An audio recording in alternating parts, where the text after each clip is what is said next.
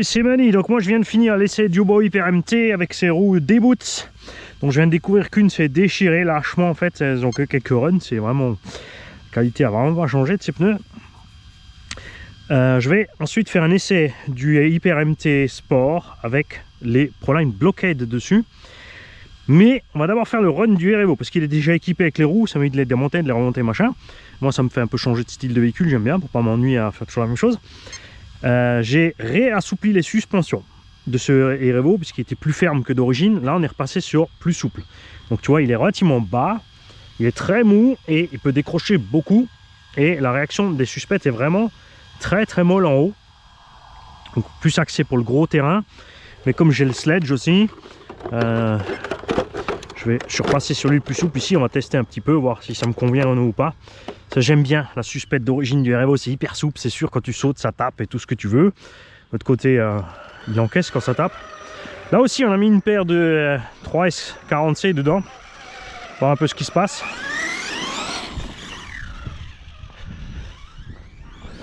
Si le stress va pas être trop grand là-dedans avec les grosses roues.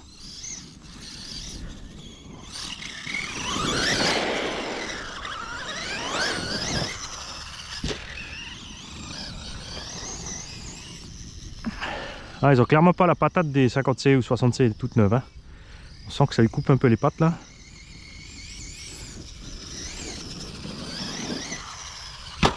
Tu vois, le suspect molle origine, ça tape tout de suite. Hein.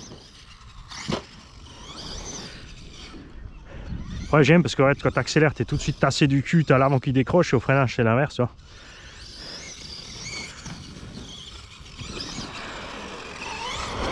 Alors, la différence Jam Jam avec ses pneus par rapport aux pneus Truggy Compète, c'est ça, regarde.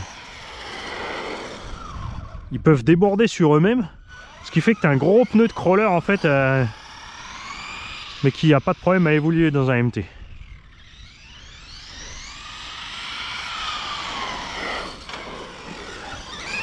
Tu vois, c'est hyper violent en fait. Et là on voit aussi qu'avec les suspects plus molles, il a plus de mal. Hein. Pour la tenue de route.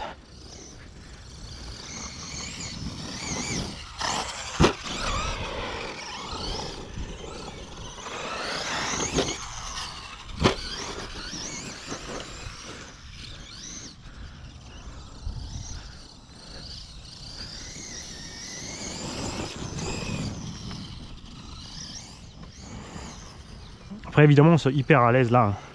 Sable, la terre, tout ça là. Avec ces pneus ça va super.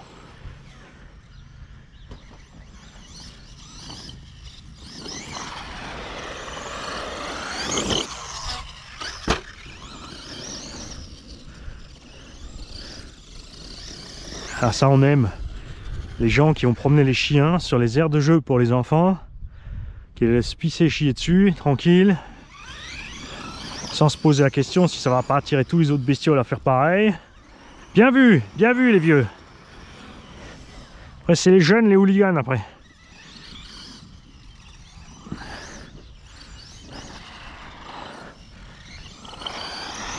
Tu vois, si ça les amuse de tomber une fois avec le nez ou les mains dans la merde.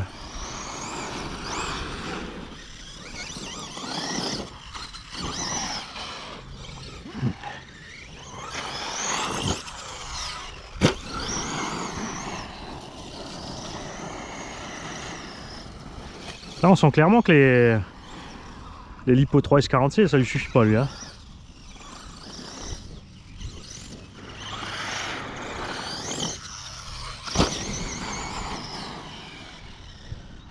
Tu vois par contre la suspecte molle, c'est là que c'est bon. Regarde ça.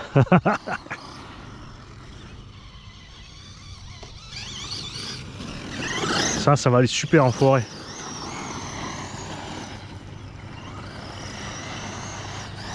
Et c'est sûr avec des suspects molles pareils, c'est pas la peine d'aller sur le pump track. Si t'es pas systématiquement appel contre appel, on va bouffer les skids.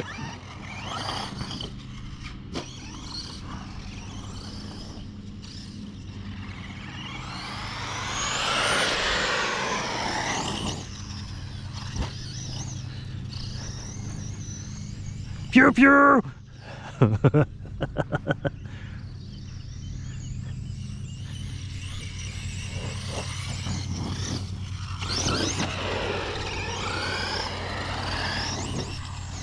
Ah, je crois qu'elle est l'hypo. Ils sont montés un peu en température. La résistance a dû chuter un peu parce que là,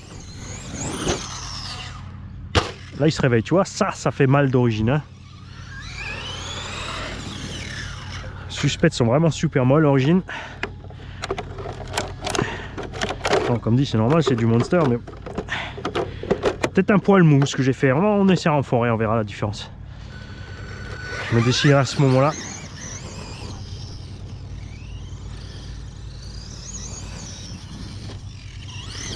Alors, tout comme pour le Hyper MT, parlons un peu des soucis du R-Evo 2. Moteur d'origine, pas suffisamment balèze par rapport au poids de l'engin.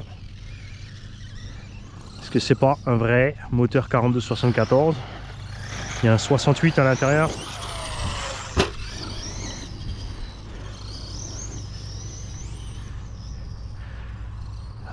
Ça c'est... Bon, évidemment il roule très bien d'origine, mais le moteur chauffe très vite et cuit très vite. Donc il n'a pas de ventilo d'origine. Vous pouvez remplacer simplement par un Robitronic 42-74 2200. C'est pas les mêmes prises, donc soit tu sais souder, soit tu le fais faire. Sinon, tu es obligé de prendre le moteur Obi-Wan 42-74 2002 et lui il a les mêmes prises. Le Vario va bien. Cerveau d'origine, il tient un petit moment, après il lâche. Mettre les options pignon métal dedans, c'est du suicide au prix des options pignon. Tu prends un seul cerveau JX par exemple, ça suffit. Hein. Un seul 25 kg, ça suffit. Ou deux standards. Tu prends deux standards, 18-20 kg, là, à la limite à 13 € pièce, 26 € les deux cerveaux. Si tu veux absolument rouler avec deux. Pour l'équilibre et l'effort mécanique sur le cerveau.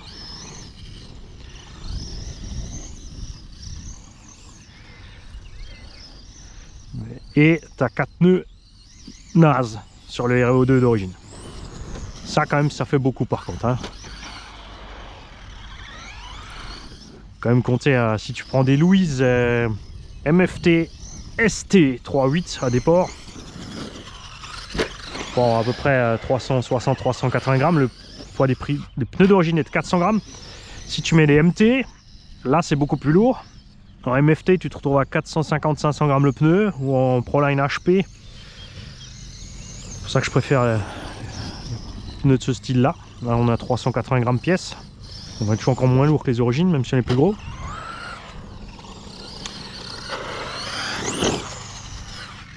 Ça, c'est les problèmes de base sortis de la boîte. Ensuite, ce qui peut t'arriver, si justement tu sautes, tu fais le cochon, forcément. Plier les pielettes qui sont rouges là, ça c'est les options 70-75 T6 Traxxas, coûte une fortune. Les origines sont en fer, se plient. Après, tu peux les redresser à gogo. Enfin, il y a un moment ça va péter quand même, mais tu peux les redresser un paquet de fois avant. Ils sont pas chers, par contre, mais ça peut t'arriver. Et l'autre truc qui est dommage, c'est que tu peux plier les axes des cantilevers. Là, ça peut même casser aussi.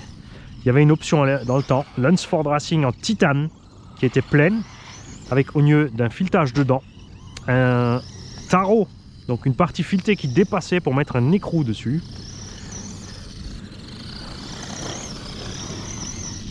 Oh, un lapin!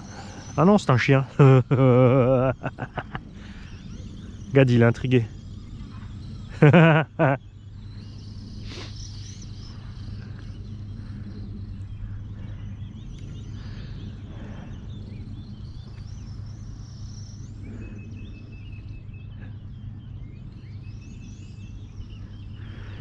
Je voulais la tirer, mais ça marche pas.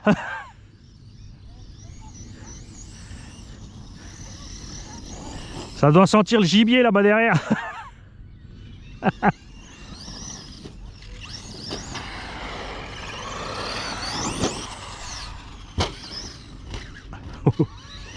Par contre, ce qui est bien, regarde, avec la suspension qui est redevenue souple comme ça d'origine, là, regarde. Regarde comme les roues suivent le terrain. Regarde. Tu vois, il décroche pas.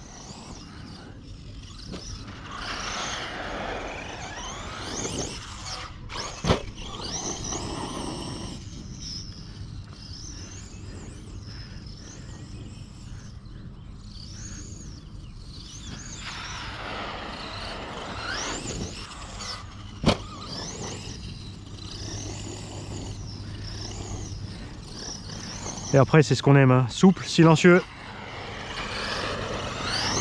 Malgré le poids, grâce à la boîte de réduction, on a une super autonomie. Ah, là on a la coupure, bon pas étonnant avec ces lipos là. Bon, suspect, hein, je me suis mis un petit peu trop mou. J'ai mis de la 600 CST à l'intérieur. Mais là on est... Il y a un chien avec la rondelle qui gratte. Qu'est-ce qu'on a encore comme autre problème? Bah c'est tout. Couronne principale plastique peut casser si tu prends des débris, tu remets du plastique. Moi c'est toujours celle d'origine. Donc les axes de cantilever c'est ceux-là qui se plient. Il y a une option alu Traxxas 70-75 qui se faisait, je sais pas si elle se fait encore, je peux même pas dire si c'est plus solide ou pas que ce qu'il y a dessus d'origine en ferraille. J'ai déjà cassé un levier ici, on l'a arraché. Depuis la mise à jour avec ces nouvelles biellettes, donc ça en plus grande dimension, les anciens n'avaient pas ça, on n'a plus de soucis d'arrachement et on a aussi, regarde, on a bien les triangles qui butent là. Alors pas devant, mais pourtant ils touchent là, tu vois, c'est assez marrant. Et depuis on n'a plus de problème. Alors là, je vais te dire ce qui s'est passé. Là j'ai un piston qui s'est desserré. Ou les deux. Qu'est-ce qui s'est passé là? C'est des amortaux qui traînaient. Parce que j'ai vite remplacé. Parce que j'avais cassé, non pas la biellette, mais une tige de suspect. Et j'avais encore une paire qui traînait avec les tiges titane. J'ai mis dedans, mais j'ai pas regardé les pistons, regarde. Quand je les ai fait, ça allait, mais ça se trouve, ils sont juste simplement pas vissés dedans. Ça n'empêchait pas de fonctionner. Hein. Donc il faudra refaire le run avec les pistons fixés comme il faut. Tout simplement, voilà. La nouvelle fixation, bien sûr, c'est mieux que les plots. La carreau peut sauter, c'est vrai. Moi, ça m'emmerde pas tant que ça, finalement. Qu'elle saute de temps en temps. Ouais, il doit y avoir moyen de la modifier pour... Peut-être moyen de faire un crochet de l'autre sens pour voir ce qui se passe, mais ça sera pas mieux, je pense. On va voir ça. Place lipo assez limitée sur le REVO, pensez-y, 27 mm de maxi en hauteur. Donc tu peux pas mettre tout et n'importe quoi, mais il y a quand même plein de batteries qui rentrent. Hein. Gens 5050C, 60C, Fluorion, il y a plein de marques qui font des batteries qui rentrent. Voilà. Après, évidemment, sur grosse gamelle, triangle, porte-fusée, ce genre de choses, là, tu vois, là, elles ont souffert plus. Hein. Tu vois, là, elles sont bien chaudes. Là, c'est trop pour elles, tu vois. Là, elles sont facilement à 50 degrés et commencent un petit peu à gonfler dans l'étui. Donc, tu peux casser des bras de suspension, tu peux déploper les fusées. Vous avez vu, ça m'arrête. Tu vois, regarde, j'ai même déglingué la partie en ferraille à force. Donc, je me suis recommandé une paire de porte-fusées neuve tout simplement. Les roulements vont toujours bien. Hein. C'est coupé, batterie caméra c'est coupé. Donc j'ai été au roulement, les roulements qui vont très bien. Par contre, là je suis content. Comme ils sont beaucoup plus gros que ceux du REVO 1, on est bien. C'est toujours ceux d'origine. Tonton a fait quelques runs avec la machine. Moi je compte même plus, je sais même plus à combien j'en suis avec la machine. De toute façon, on peut pas dire que j'y vais mollo. Hein. Je l'envoie dans tous les sens parce que je sais ce que ce châssis peut encaisser. Avec le sledge, je suis encore un peu méfiant avec le châssis. On a déjà fait une bosse dedans, on va voir ça. Puis voilà. Celle-là aussi existe en option, c'est encore plus cher que celle-là. Là, je préfère laisser celle-là et en péter de temps en temps une ou te changer une chape, c'est pas très grave. De toute façon, si tu maltraites ta machine, tu sais que tu vas devoir faire des réparations. Sur celui-là, on a laissé pour l'instant donc le support d'aileron aussi, comme vous pouvez le voir, sur les premiers qu'on avait. On avait viré tout ça, on avait mis juste le support de pare-choc du Summit à l'arrière et le pare-choc du Summit dessus. Là, on a laissé, on a juste le pare-choc du Summit qui est déjà directement vissé dessus. Alors, je sais pas si c'est ça qui fait qu'on encaisse un peu mieux les gamelles, parce qu'il y en a plein qui ont déjà arraché le cul de la machine. Et à l'avant aussi, il y a un piège, c'est que tu peux arracher cette partie complète. Il n'y a qu'une vis qui la tient, et là, c'est glissé dedans. Je ne l'ai pas encore fait ici, parce que ça ne m'est pas arrivé. Ce que je fais quand ça m'arrive, c'est de percer l'avant du pare-choc et rajouter une ou deux vis à gauche, à droite. Je perce en 3, je passe une M4 à travers, puisque de l'autre côté, il n'y a rien en fait. Donc je fixe l'avant complet dessus. Mais pour l'instant, tout va bien. Niveau des casques, comme dit, on a un triangle. Maintenant, je vais changer mes porte-fusées, mais sur vraiment des sauvageries, c'est clair. en utilisation normale la machine, simple MT dans les bois, c'est durable quand même, hein. Le prix c'est sûr, ça pique 750 balles. Tu mets un cerveau, tu mets un moteur, bon le renfort ça va, et tu mets les biellettes, et tu mets les roues, et c'est comme toujours. De toute façon un 8e, pas de mystère. Tu veux du MT, tu veux du truggy, tu veux y aller fort. Ton budget sera de 1000 balles pour la machine, hors lipo machin à la fin, tu verras. Bien sûr, tu as des machines comme Arma que tu peux avoir pour 630, 650 euros. À la fin de l'année, quand tu auras calculé toutes tes casses et tes usures, on sera moins cher que ça. Parce que chez Arma, les pneus sortis de la boîte tout de suite sont un peu mieux. Ça qui coûte, hein, gros 100 balles les 4 pneus. Le moteur chez Arma, tu peux le laisser dessus aussi, pas de problème. Mais tu auras d'autres choses. Après, ça c'est un engin. Cette gamme d'engins n'existe pas chez Arma. Ils font pas de Monster. Ils font un truggy avec des grosses roues. Ça n'a rien à voir. On espère que Arma va ressortir un Monster. Malheureusement, c'est Horizon Hobby. Horizon Hobby, ils ont l'Aussie. Et l'Aussie fait le l'Aussie 3 XL, qui est un échec. Il se refuse à le modifier. Ça fait seulement 25 ans, hein, ça va. Qui travaille sur le projet et que c'est pas abouti. Mais voilà. J'aime le R-Evo. On a le Sledge en test. Il faudra attendre, franchement, vraiment une 50aine de packs.